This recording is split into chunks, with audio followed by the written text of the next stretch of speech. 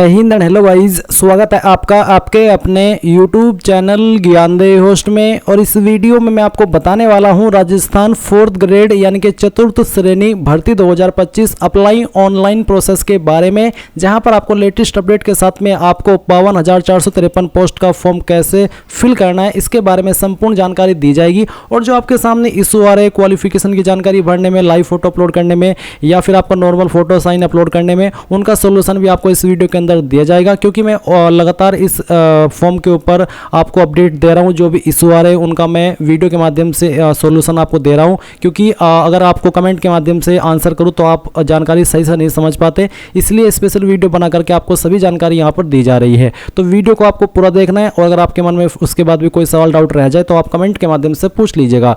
अब चलिए शुरू करते हैं। अगर आपने अभी तक वीडियो को लाइक शेयर नहीं किया कर दीजिए, और जो लिंक मैंने आपको इस वीडियो के डिस्क्रिप्शन में दिया है आप ओपन करेंगे। ओपन करने के बाद आपको जानने को मिलेगा कि इसमें आपकी कितनी वैकेंसी निकाली गई है। माफी चाहता हूं, इसमें यहां पर 52,453 जो वैकेंसी है वो गैर अनुसूचित क्षेत्र के लिए, और जो बाकी यहां पर है वो आप देख सकते हैं। तो टोटल इसमें जो वैकेंसी है वो आपके सामने है। और इसके बाद आप यहां पर सभी जानकारी चेक करने के बाद नीचे की तरफ आएंगे और जानेंगे कि फॉर्म को आप यहां पर 19 अप्रैल 2025 तक भर पाएंगे। फिर गाइज यहां पर आपको इसमें फीस की इन्फॉर्मेशन देखने को मिलेगी। अप्लाई करने के लिए सिंपल 10वीं पास की योग्यता मांगी है, इसके अलावा कोई भी अन्य आपसे क्वालिफिकेशन इस पर अप्लाई करने के लिए नहीं मांगी। और फिर आपको यहां पर देखने को मिलेगा OTR का वीडियो। तो अगर आपने SSO के इस पोर्टल के ऊपर OTR करके नहीं रखा, आप इस वीडियो को वॉच करके कर सकते हैं। OTR का ये फायदा रहता है कि जब आप एक बार OTR कर लेते हैं, OTR यानी कि वन टाइम रजिस्ट्रेशन, तो फिर फ्यूचर में आप जितने भी फॉर्म भरते हैं SSO की इस वेबसाइट का इस्तेमाल करके, उसमें आपको बार बार सेम इन्फॉर्मेशन भरने की आवश्यकता नहीं पड़ती। आप एक बार में ही अपनी सभी इन्फॉर्मेशन यहाँ पर भर लेते हैं और फिर बहुत ही कम जानकारी देते हुए आप कोई भी नया फॉर्म भर लेते हैं। और जैसे ही OTR करने के बाद आप फीस पे कर देते हैं, तो जो नया फॉर्म निकलता है इस वेबसाइट के माध्यम से, उसमें भी आपको कोई फीस पे करने की आवश्यकता नहीं होती, यानी कि वन टाइम फीस ही आपकी रहती है। तो एक बार इस वीडियो को वॉच कर लीजिएगा। इसके बाद आप इंपोर्टेंट लिंक के सेक्शन में आएंगे और अप्लाई ऑनलाइन लिंक ओपन करेंगे। देन आपके सामने यहाँ पर SSO का इंटरफेस आ जाएगा। मैं आपको बता दूं कि अगर आपने इस वेबसाइट का इस्तेमाल करके पिछले 4-5 साल के अंदर कोई भी फॉर्म भरा है तो आपका अकाउंट बना हुआ होगा। आपको यहाँ पर दोबारा से रजिस्ट्रेशन करने की आवश्यकता नहीं है। आप उसी डिटेल से लॉगिन करेंगे जिसमें कि आपको आपकी SSO ID या फिर यूजर नेम यहाँ पर एंटर करना है, एंड जो आपने पासवर्ड बनाया था वो डालना है। बट गाइस अगर आप आपका पासवर्ड भूल चुके हैं तो आप यहाँ पर I forgot my password click here, इसके सामने क्लिक हियर पर क्लिक करेंगे, एंड देन जो आपकी SSO ID है वो यहाँ पर डालेंगे। जो मोबाइल नंबर या फिर ईमेल ID आपने रजिस्टर की थी वो डालेंगे, ये कैप्चा कोड फिल करेंगे, एंड देन सबमिट के ऊपर आप जैसे ही क्लिक करेंगे तो आपको मैसेज के माध्यम से आपका जो पासवर्ड है वो सेंड कर दिया जाएगा। अगर आप आपकी SSO ID भूले हैं तो आपको यहाँ पर उसको भी रिसेट करने का ऑप्शन दिया है। पर गाइज अगर आप यहाँ पर पहली बार इस वेबसाइट का इस्तेमाल करके कोई फॉर्म भर रहे हैं तो आपको रजिस्ट्रेशन करना होगा। इसके लिए आप यहाँ पर रजिस्ट्रेशन के ऊपर क्लिक करेंगे, फिर आपको यहाँ पर सिलेक्ट करना कि आप इनमें से किस माध्यम से लॉगिन होना चाहते हैं। तो यहाँ पर आपको जन आधार का भी ऑप्शन दिया है और गूगल का भी ऑप्शन है, तो आप यहाँ पर गूगल सेलेक्ट कर लीजिएगा। गूगल सेलेक्ट करने के बाद में आपको आपकी ईमेल ID का यहाँ पर इस्तेमाल करना है। कोई भी ईमेल ID आप यहाँ पर डालिए, एंड देन नेक्स्ट के ऊपर क्लिक कीजिए। अब गाइस यहाँ पर आपके सामने कुछ ऐसा इंटरफेस आएगा। जैसे ही आप अपनी ईमेल ID एंड उसका पासवर्ड डाल करके लॉगिन कर लेंगे, अब आपको यहाँ पर आपकी SSO ID बना लेनी है। आप अपनी ईमेल ID के अकॉर्डिंग जो SSO ID फैच की गई है, अगर यही रखना चाहते तो ये भी रख सकते हैं। अगर आपको इसमें कोई बदलाव करना है तो वो भी आप कर सकते हैं। फिर आपको एक पासवर्ड बनाना है नया, और आपका एक पासवर्ड कैसा होगा वो आप देख लीजिए। पासवर्ड के अंदर इंग्लिश का कैपिटल लेटर कम से कम एक, स्मॉल लेटर कम से कम एक, ज़्यादा कितने भी हो सकते हैं, स्पेशल कैरेक्टर और साथ ही डिजिट का आपको इस्तेमाल करना है। तो कुछ इस तरह का पासवर्ड बनाने के बाद में उसको दोबारा डालेंगे, वेरीफाई कर देंगे, अपना मोबाइल नंबर डालेंगे जो कि आप रजिस्टर करना चाहते हैं, और यहाँ पर ईमेल आपकी ऑलरेडी दी गई है। इसके बाद में आपको रजिस्टर के ऊपर क्लिक करना है। अब गाइज आपके सामने लॉगिन का पेज आएगा, जैसा कि आप यहाँ पर देख सकते हैं। अब आपको यहाँ पर वो आपकी SSO ID डालनी है जो कि अभी आपने बनाई है, या फिर आपका यूजर नेम डालना है, आपका पासवर्ड डालना है जो कि अभी आपने बनाया, ये कैप्चा कोड डालेंगे, एंड देन लॉगिन के ऊपर क्लिक करेंगे। अब गाइज आपके सामने यहाँ पर ये अपडेट प्रोफाइल का ऑप्शन आएगा। तो आपको सबसे पहले आपका फर्स्ट नेम एंटर करना है 10th के सर्टिफिकेट के अकॉर्डिंग, फिर आपको आपका लास्ट नेम एंटर करना है। इसके बाद डिस्प्ले नेम अगर आप आप अपना चेंज करना चाहते हैं तो ये भी आप यहाँ से चेंज कर सकते हैं। फिर आपकी जो डेट ऑफ बर्थ है वो आपको यहाँ पर इस तरह से कैलेंडर के ऊपर क्लिक करके सिलेक्ट कर लेनी है, पहले ईयर फिर मंथ और उसके बाद में डे। देन गाइज यहाँ पर जेंडर आपको सिलेक्ट करना है। अगर आप यहाँ पर नंबर ऐड करना चाहते हैं, आपने नहीं किया तो आप यहाँ पर इसके सेक्शन के ऊपर क्लिक करके अपना नंबर डालेंगे, सेंड ओटीपी पर क्लिक करेंगे तो ओटीपी जाएगा, वो ओटीपी यहाँ पर डाल करके वेरीफाई करना है। ईमेल आईडी भी आप यहाँ पर ऐड कर सकते हैं या फिर चेंज कर सकते हैं। इसके अलावा आपको यहाँ पर पोस्टल एड्रेस में जो आपका प्रेजेंट एड्रेस है वो फिल करना है और फिर जो आपका पोस्टल कोड है वो भी आपको यहाँ पर डाल देना है। पोस्टल कोड यानी कि जो आपका पिन कोड लगता है वो पिन कोड आप यहाँ पर लिखेंगे। सिटी डिस्ट्रिक्ट कौन सी है वो भी आपको यहाँ पर अपनी एंटर कर देनी है। एंड इसके बाद में गाइस आपकी जो स्टेट है वो भी आपको यहाँ पर सेलेक्ट कर लेनी है। फिर अगर आपकी बहामासा आईडी है तो वो आप यहाँ पर डाल देंगे, अगर नहीं है तो आप इसको ऐसे ही छोड़ दें। जन आधार आईडी है तो वो यहाँ पर डाल देंगे, एडिट के ऊपर क्लिक करके, नहीं तो आप इसको ऐसे ही छोड़ देंगे। एंड उसके बाद में अगर आपका आधार आईडी है तो आप यहाँ पर डालेंगे, कोई ओल्ड एसएसओ आईडी है तो आप यहाँ पर दे देंगे। एंड उसके बाद में इन सभी जानकारी को चेक करते हुए आप अपडेट के ऊपर क्लिक करेंगे। प्रोफाइल की जानकारी अपडेट करने के बाद में गाइज आपको यहाँ पर लेफ्ट साइड में सिटीजन एप्स G2C इसके ऊपर क्लिक करना है। इसके ऊपर क्लिक करने के बाद आपके सामने ये सभी एप्स आ जाएंगे। आपको यहाँ पर रिक्रूटमेंट पोर्टल सर्च करना है तो आप यहाँ पर REC लिख दीजिए और जो रिक्रूटमेंट पोर्टल का ऑप्शन है ये आपको टिक करना है। अब गाइज आपके सामने यहाँ पर ऑनगोइंग रिक्रूटमेंट सेक्शन के अंदर सबसे नीचे की तरफ क्लास 4 एम्प्लॉय डायरेक्ट रिक्रूटमेंट 2024 देखने को मिलेगी। आप अप्लाई नाउ के ऊपर क्लिक करेंगे।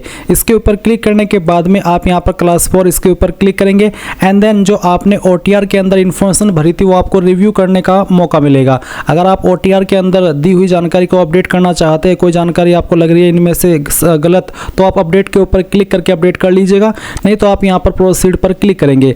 प्रोसीड पर क्लिक करने के बाद अब आपको यहाँ पर आपकी अन्य जानकारी भरनी है, जैसे कि मदर नेम आपको यहाँ पर देने का मौका मिलेगा। अगर आपको यहाँ पर ये जो ग्रे व्हाइट है इसमें कोई चेंजेस करना है तो आप OTR की इन्फॉर्मेशन अपडेट करके यहाँ पर राइट साइड में क्लिक करके अपडेट प्रोफाइल पर क्लिक करके कर सकते हैं, अन्यथा आपकी जानकारी यहाँ पर ऐसे ही आएगी जैसे कि आप यहाँ पर देख सकते हैं। इसके बाद आप यहाँ पर आपकी जो कास्ट कैटेगरी है वो सिलेक्ट कर लेंगे, जो भी आपकी कास्ट कैटेगरी है। मैं यहाँ पर डेमो के लिए फॉर्म को भरा हूँ तो मैंने यहाँ पर ST कैटेगरी सिलेक्ट की है। अब गाइज आप यहाँ पर देखेंगे स्पेशली एबल्ड कैटेगरी, यानी कि अगर आपकी कोई दिव्यांगजन श्रेणी है इनमें से तो आप सिलेक्ट कर लेंगे, नहीं तो आप नॉट एप्लीकेबल के ऊपर क्लिक करेंगे। फिर आप यहाँ पर नीचे की तरफ आएंगे और जो आपकी अन्य इन्फॉर्मेशन है वो भरेंगे, जैसे कि आपका रिलीजन क्या है वो आप यहाँ पर सिलेक्ट कर लेंगे। उसके बाद में मैरिटल स्टेटस आपका क्या है वो आपको यहाँ पर सिलेक्ट कर लेना है। एंड देन आप यहाँ पर फिर नीचे की तरफ आएंगे और देखेंगे आपका मोबाइल नंबर। अगर आपका मैरिटल स्टेटस अनमैरिड के अलावा अन्य है तो आपको यहाँ पर जीवित बच्चों की संख्या देनी है, 1/6/2002 से पहले कितनी है और 1/6/2002 के बाद में कितनी। और अगर आप अनमैरिड है तो आप यहाँ पर इसमें 00 लिख देंगे। फिर व्हाट्सअप मोबाइल नंबर अगर आपका अलग से है तो आप यहाँ पर डाल दीजिएगा। इसके बाद आप यहाँ पर देखेंगे ईमेल आईडी, उसके बाद में आधार आईडी डालने के बाद आप वेरीफाई के ऊपर क्लिक करके इसको वेरीफाई कर देंगे।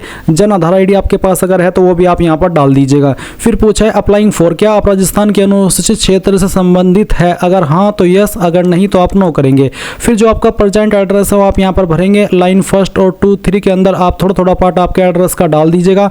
आपकी स्टेट सेलेक्ट कर लीजिएगा, आपकी डिस्ट्रिक्ट, उसके बाद में सिटी विलेज का नाम और आपका पिन कोड।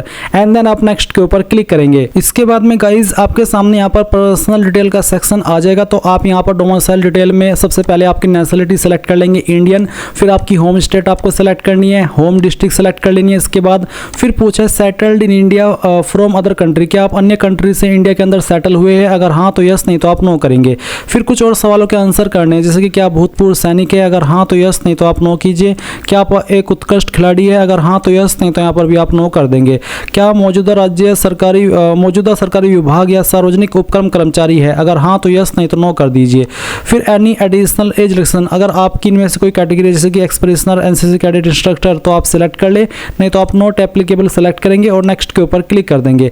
अब आती है क्वालिफिकेशन की जानकारी, तो मैंने OTR करके रखा है इसलिए मेरी जानकारी यहाँ पर भरी हुई है। और क्योंकि अगर आप पहली बार एसओसी की वेबसाइट का इस्तेमाल करके कोई फॉर्म भर रहे हैं तो आपको यहाँ पर सबसे पहले सेकेंडरी यानी कि 10वीं की इन्फॉर्मेशन देनी है। इसमें सब्जेक्ट ग्रुप, तो सब्जेक्ट ग्रुप आप चाहे तो यहाँ पर इस वाले सेक्शन में या तो ऑल जनरल सब्जेक्ट लिख सकते हैं या फिर नॉट एप्लीकेबल लिख सकते हैं, दोनों में कोई इशू नहीं आएगा। उसके बाद किस बोर्ड के द्वारा आपने आपकी 10वीं पास की उस बोर्ड का नाम आप यहाँ पर लिखिएगा। फिर आपका रोल नंबर क्या था या इनरोलमेंट नंबर क्या था, कोई एक चीज़ आप यहाँ पर डाल दीजिए। उसके बाद आपके नंबर किसके अंदर थे, CGPA, ग्रेड, परसेंटेज, तो जो भी था वो आप सिलेक्ट कर लीजिए। मेरा परसेंटेज है तो मैंने परसेंटेज सिलेक्ट किया है। किस साल के अंदर पास कर ली थी वो साल सिलेक्ट कर लेंगे और परसेंटेज आपकी कितनी थी या फिर ग्रेड आपकी कितनी थी वो यहाँ पर भर दीजिएगा। अगर आपने 12वीं भी की है तो आप 12वीं की इन्फॉर्मेशन भी सेम तरीके से से भरिए, पहले सब्जेक्ट ग्रुप, फिर उसके बाद में बोर्ड का नाम, 12वीं का रोल नंबर, नंबर किसके अंदर थे वो, आपका पासिंग ईयर और आपकी परसेंटेज। अगर आपने कोई डिप्लोमा किया तो उसकी जानकारी भर सकते हैं। सेम तरीके से ग्रेजुएशन की है तो उसकी जानकारी भी आप यहाँ पर भर सकते हैं। उसके बाद आप नीचे की तरफ आएंगे और नेक्स्ट के ऊपर क्लिक कर देंगे।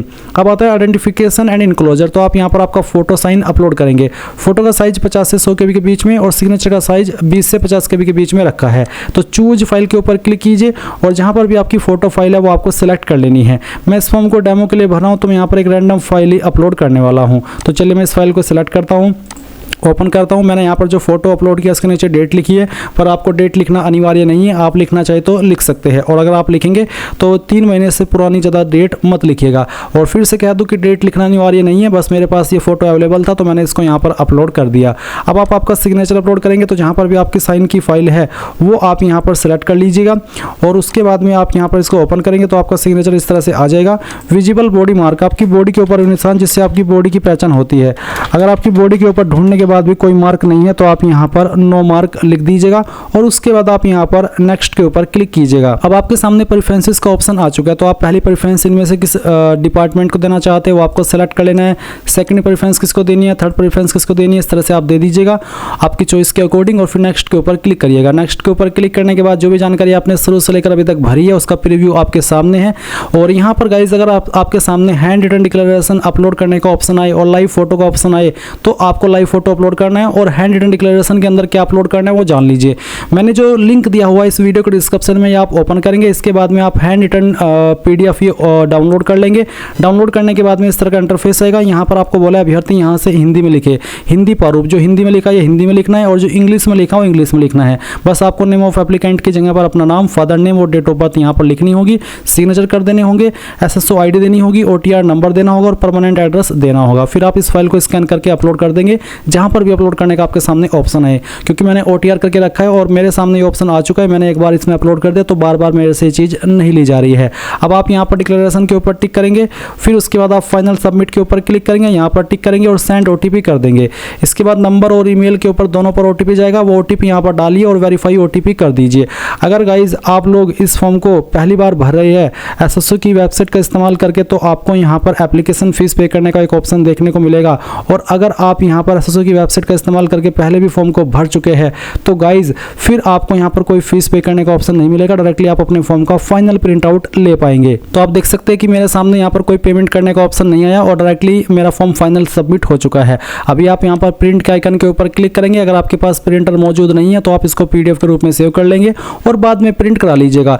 इस तरह से आप लोग राजस्थान 4th ग्रेड कर्मचारी भर्ती 2025 फॉर्म को भरेंगे। आई होप ये प्रोसेस आपको पसंद आया होगा। So thanks for watching. जय हिंद।